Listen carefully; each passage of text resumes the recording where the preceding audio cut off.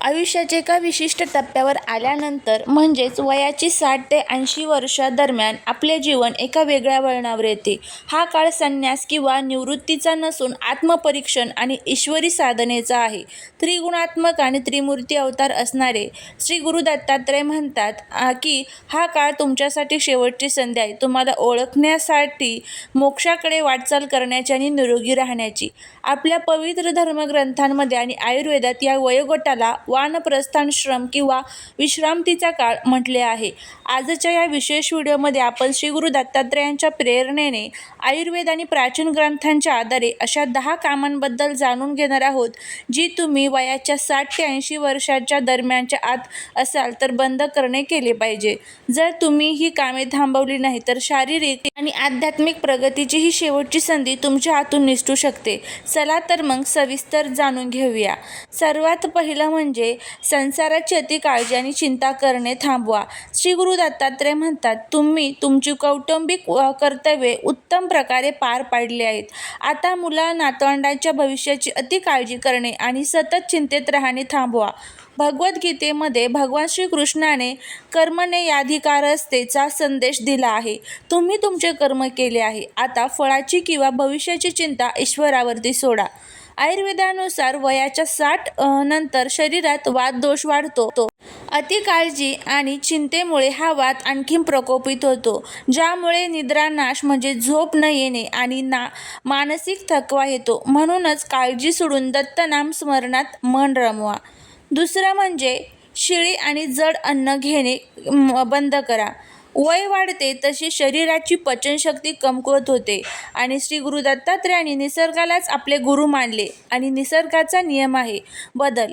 त्यामुळे या वयात अन्नाच्या सवयी बदलणे गरजेचे आहे.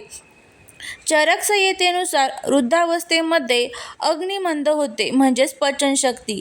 अशा वेळी मैद्याचे पदार्थ, तळलेले, अतितिखट किंवा आदल्या दिवशीचे शिळे अन्न खाणे पूर्णपणे बंद करा. यामुळे गॅसेस, बद्धकोष्ठता आणि सांधेदुखी वाढते. धर्मग्रंथांमध्ये या वयात सात्विक आहाराला प्राधान्य देण्यास सांगितले आहे. हलके, ताजे आणि ईश्वराला नैवेद्य दाखवलेले अन्नच ग्रहण करा. त्यानंतर पुढचं जे आहे ते म्हणजे संपत्ती आणि पैशाचा अतिलोभ, मोह सोडणे. श्री गुरु दत्तात्रय म्हणतात, तुम्ही या जगात रिकाम्या हाताने आलात आणि रिकाम्या हातानेच जाणार आहात. 60 ते 80 या वयातही जमिनी जुंपल्याचे वाद, पैशांची आव्हाने, हे माझे, हे तुझे, हा हट्टहास करणे आत्ताच बंद करा. ही आत्मिक कल्याणाची शेवटची संधी आहे. उपनिषदांमध्ये म्हटले आहे की तेन यक्तेन भुंजिथा, म्हणजेच त्यागाच्या भावनेने जगा. संपत्तीचा मोह माणसाला कधीही शांतता देत नाही. हा काळ संपत्ती गोळा करण्याचा नसून पुण्याची शिदोरी जमा करण्याचा आहे. चौथे काम म्हणजे अपूर्ण झोप आणि रात्री उशिरापर्यंत जागी राहणे थांबवा. अनेक ज्येष्ठांना रात्री उशिरापर्यंत टीव्ही पाहण्याची किंवा विचार करत बसण्याची सवय असते.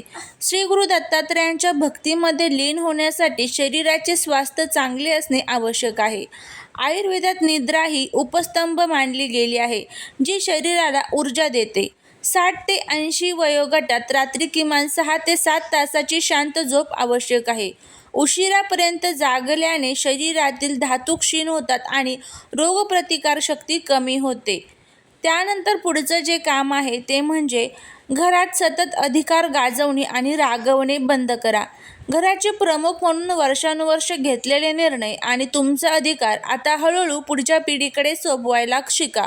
श्री गुरु दत्तात्रय म्हणतात, घरामध्ये शांतता आणि प्रेमाचे वातावरण ठेवणे ही तुमची जबाबदारी आहे. गृहस्थाश्रमातून वानप्रस्थाश्रमात जाताना व्यक्तीने साक्षी भावनेने जगले पाहिजे. स्वतःच्याच राग आणि चिडचिडीमुळे घरातील वातावरण बिघडते आणि तुमच्या मनाची शांतताही भंग पावते. पुढचा आहे ते म्हणजे शारीरिक क्षमतेपेक्षा जास्त कष्ट करणे थांबवा.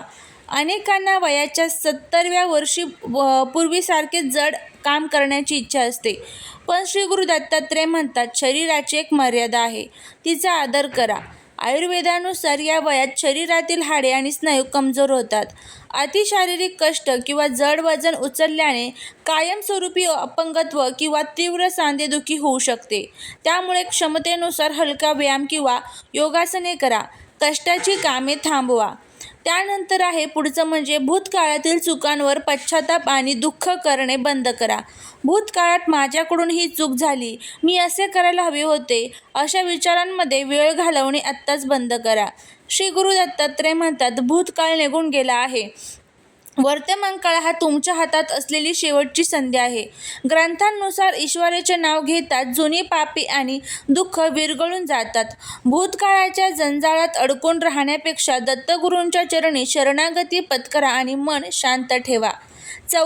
पुढचं आहे ते म्हणजे इतरांची निंदा, नालस्ती आणि निरर्थक गप्पा मारणे थांबवा.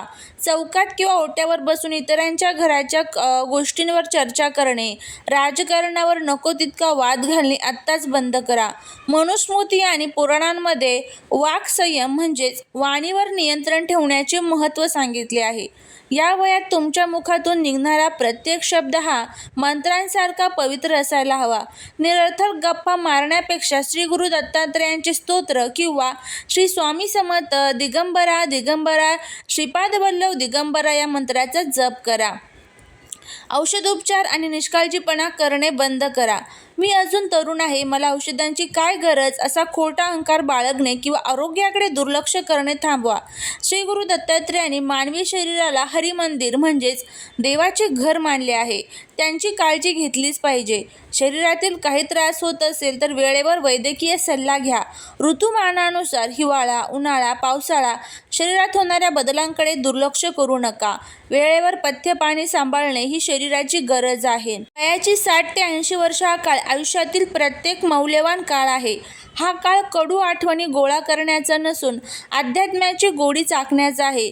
श्री गुरु दत्तात्रयांच्या दिव्य शिकवणीनुसार आयुर्वेद आणि ग्रंथांचे नियम पाळून जर तुम्ही ही 10 कामे आत्ताच थांबवली तर तुमचे उर्वरित जीवन अत्यंत सुखी, समाधानी आणि निरोगी होईल.